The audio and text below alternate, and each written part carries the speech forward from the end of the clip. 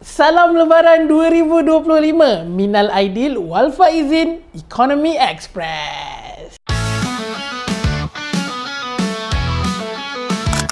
Okey, ini adalah topik yang sangat sensitif. Jadi aku akan cuba untuk sampaikan sehabis baik dengan informasi yang paling sahih sebagai penjelasan kepada penonton dan rakyat Malaysia sekalian. Okey, jom kita cakap tentang isu pemindahan kuil Dewi Sri Patra Kaliaman di Jalan Masjid India, Kuala Lumpur. Which is at this point, aku yakin ramai yang dah tahu atau sekurang-kurangnya pernah dengar tentang isu ini sejak 1 minggu yang lalu. Okey, sedikit latar belakang tentang kuil tersebut. Ianya terletak di tengah-tengah Kuala Lumpur. Kuil Dewi Sri Patra Kaliaman ni adalah sebuah kuil Hindu sederhana di Jalan Bunus 6 bertentangan dengan Jekyll Mall. So, kawasan ini sebenarnya sering dikunjungi oleh masyarakat India kerana lokasi kedai-kedai tekstil mereka yang berdekatan, dan dalam masa yang sama kawasan tersebut juga turut dikunjungi oleh umat Islam kerana Masjid India yang berdekatan. So, kuil ini kini terletak di atas tanah berkeluasan 12,000 kaki persegi ataupun 1,100 meter persegi. Kalau nak beri gambaran mudah lah untuk korang nak bayangkan, saiz dia kira-kira sebesar 4 gelanggang tenis. Dan tanah di mana kuil tersebut dibina merupakan milik pembekal tekstil Jekyll Trading Sendirian Berhad. So, pada waktu ini kuil tersebut hanya mengambil 1/3 daripada tanah tersebut, manakala selebihnya digunakan sebagai tempat letak kereta. Dan struktur kuil yang ada sekarang dipercayai telah dibina pada tahun 1983. Okey, terdapat dakwaan bahawa kuil itu telah dipindahkan pada tahun 2008 dari lokasi asalnya. Namun, bekas Presiden Malaysia Hindu Sanggam, A. Vaithlingam, menyatakan bahawa kuil itu hanya dianjak kira-kira 2 hingga 3 kaki. Sekitar 1 meter dia anjak sikit je, bagi memberi ruang kepada projek pelebaran jalan. So, dakwaan yang kata dia dipindahkan daripada lokasi asal itu adalah tidak benar lah. Dan kemudian pada tahun 2012, Jawatankuasa Kuil telah memohon untuk menukar status tanah tersebut kepada tanah rizab rumah ibadat bukan Islam, menurut Ahli Parlimen Batu P. Prabakaran. Pada tahun yang sama, tanah tersebut juga telah dibeli daripada DBKL oleh Jekyll Trading yang merupakan sebahagian daripada kumpulan Jekyll. Okey, menurut Ketua Pegawai Kewangan Jekyll, Syed Nasrul Fahmi Syed Al-Qadri, beliau berkata bahawa syarikat itu telah dimaklumkan oleh DBKL ketika pembelian tanah pada 2012 bahawa kuil tersebut hanya berada di situ secara sementara. I'm not sure adakah ini miscommunication ke, salah faham ke, ataupun orang kata kekurangan dalam dokumentasi, tapi inilah apa yang terjadi ketika pembelian pada tahun 2012. Beliau turut menyatakan dalam sidang media pada Khamis lalu bahawa perkara ini dinyatakan dalam perjanjian jual beli tanah. Jekyll tidak akan meneruskan pembelian tanah tersebut sekiranya situasi itu berbeza, katanya. So, selama lebih sedekat, Jekyll telah berbincang dengan Jawatankuasa Kuil mengenai pemindahan tempat ibadat itu. Dia macam bincang elok-elok lah. Sebab syarikat tekstil itu menegaskan bahawa hubungan mereka kekal baik antara Jekyll dan juga kuil tersebut lah. Fast forward tahun 2021, Jekyll telah mendapat kebenaran untuk membina sebuah masjid di tapak tersebut. Namun mereka telah menangguhkan pembinaan atas dasar menghormati proses pemindahan kuil. So, 2021-2025 dah 4 tahun mereka tangguhkan. Jekyll juga menyatakan bahawa mereka bersedia untuk menanggung sebarang kos pemindahan. Okey, side note, nota kaki. Laporan berita baru-baru ini menyebut bahawa masjid yang dicadangkan itu dijangka dinamakan sebagai Masjid Madani. Okey, personal opinion Jekyll, don't do that, okay?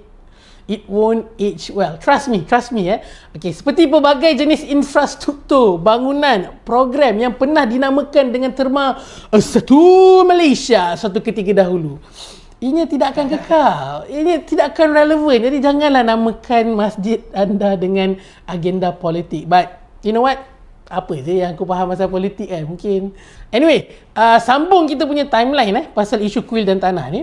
Pada 21 Mac baru-baru ni, Ketua Pemuda UMNO Dr. Akmal Saleh mendakwa bahawa kuil itu telah menceroboh tanah persendirian dan mempersoalkan haknya untuk menolak rancangan pemindahan. Aku rasa ini adalah permulaan bagaimana isu ni mula jadi panas dan jadi serius lah, especially dekat social media. Dan dalam kekicauan tersebut, video seorang pendakwah Islam telah tersebar dengan dakwaan bahawa kuil tersebut dibina tanpa kebenaran di atas tanah yang diperuntukkan untuk masjid. Dan ini yang menjadi bukan kontroversi, jadi a lot of back and forth sehingga kan pendakwah ini diugut bunuh sebenarnya. Dia terima mesej ugut bunuh sehingga polis terpaksa lakukan tindakan lah. So this is like the situation after dakwaan demi dakwaan dilemparkan. Dan terdapat juga dakwaan bahawa kuil itu hanya dibina pada tahun 2008 sebab one of the headline of the issues that kuil tersebut telah bertapak lebih daripada 100 tahun. Jadi ada pihak yang mempersoalkan orang kata kesahihan dakwaan tersebut. Adakah kuil tersebut sebenarnya memang telah dibina lebih daripada 100 tahun? Bagaimanapun, timbalan Presiden MIC M. Saravanan menegaskan bahawa kelulusan di BKL terhadap kerja-kerja pengubahsuaian kuil sebelum ini membuktikan bahawa ianya telah dibina secara sah. Katanya pihak berkuasa tempatan pasti sudah merobohkannya pada tahun 2008 sekiranya ia dibina secara haram.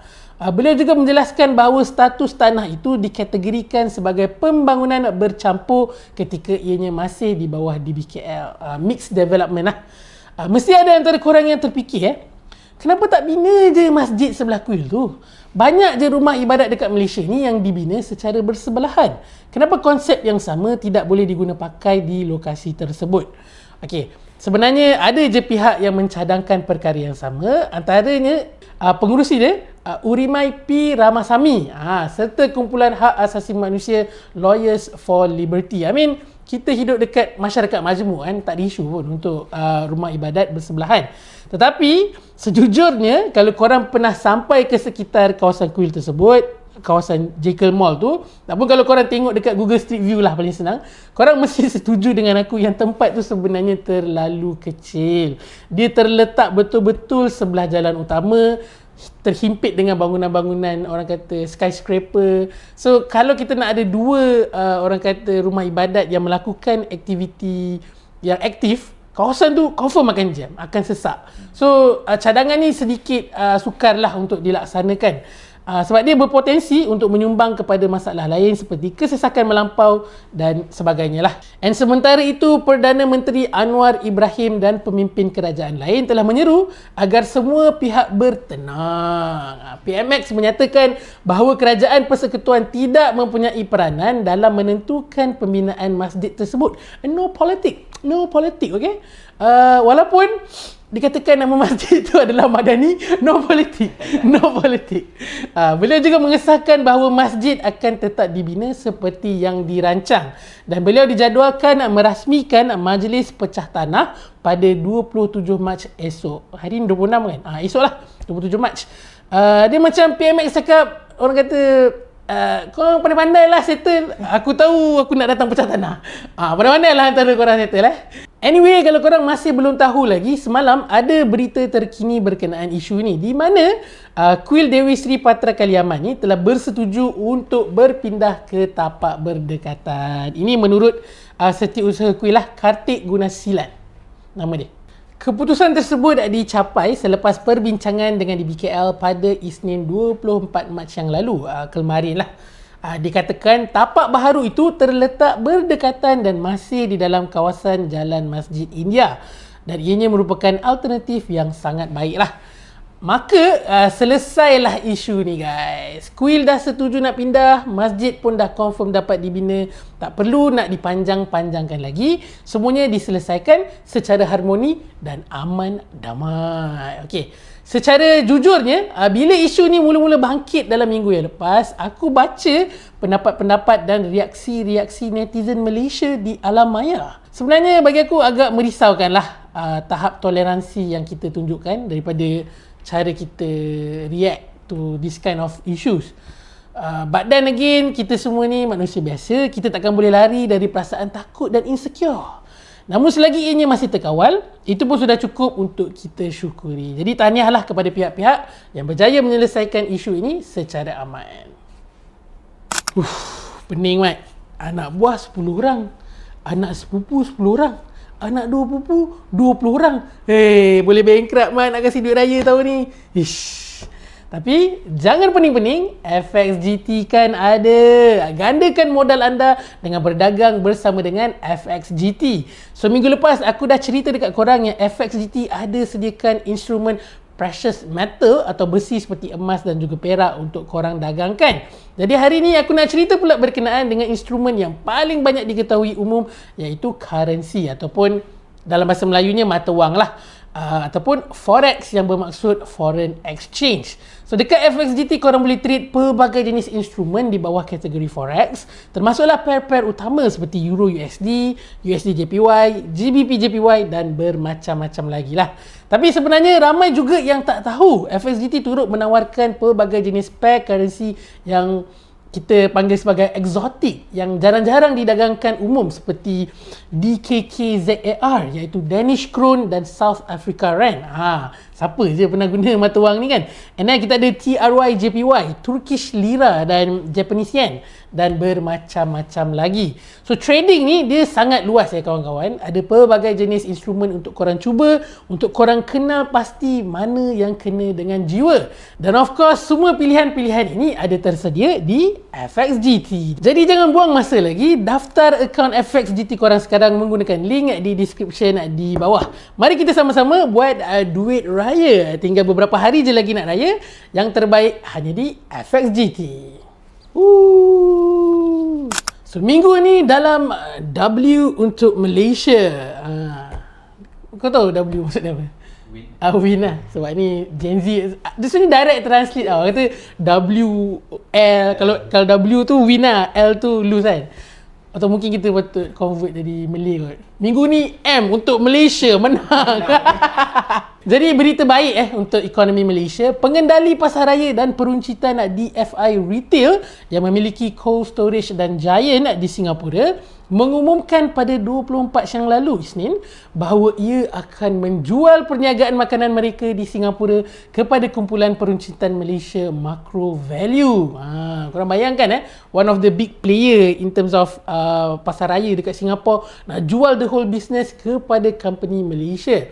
So DFI akan menjual ke semua 48 cawangan cold storage dan 41 cawangan Giant serta 2 pusat pengedaran kepada Macro Value dengan nilai 125 juta Singapore dollar ataupun dalam MYR dia 414 juta.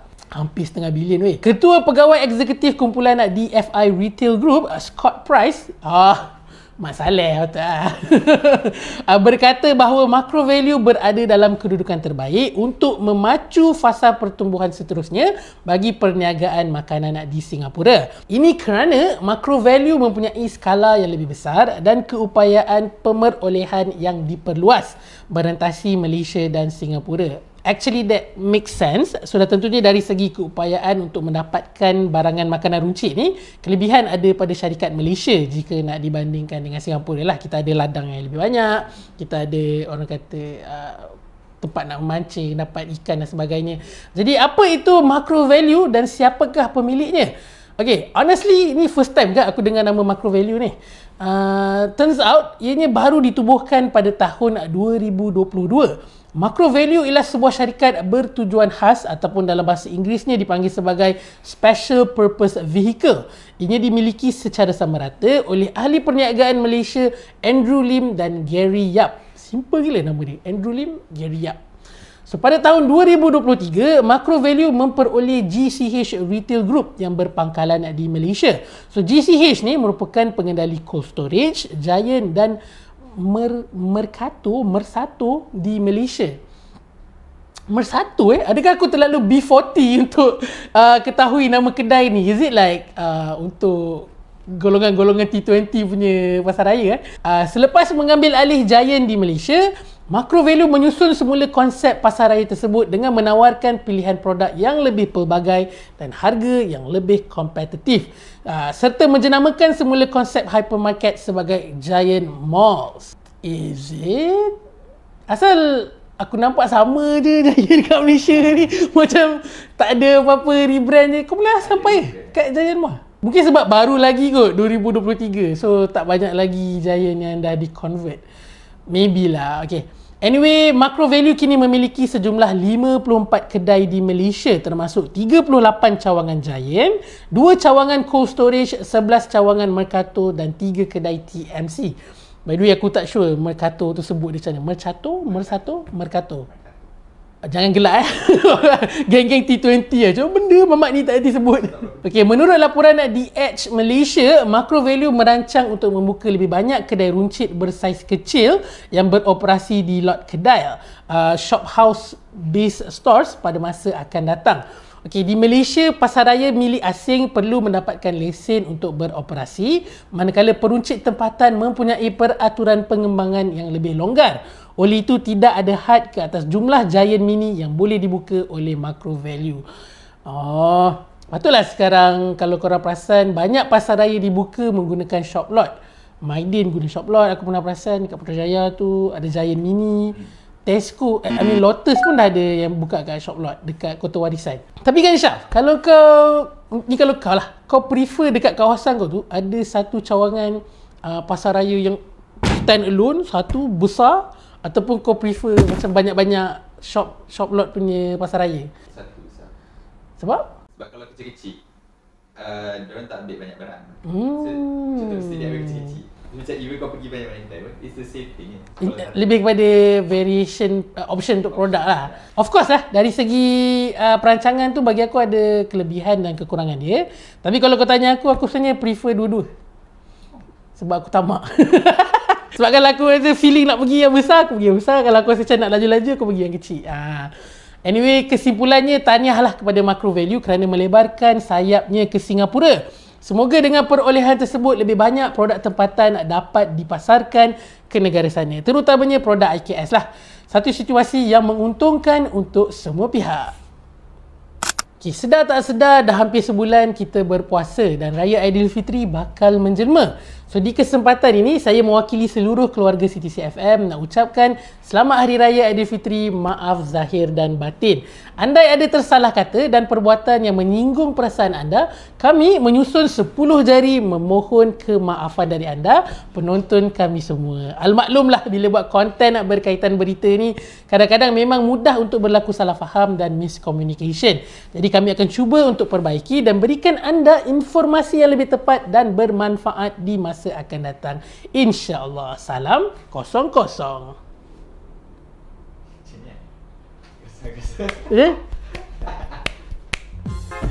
Anyway, masih ada lagi kalau korang yang nak dapatkan sampul raya edisi terhad CTC FM ni, boleh beli direct dekat web store kita orang ataupun tekan dekat sini.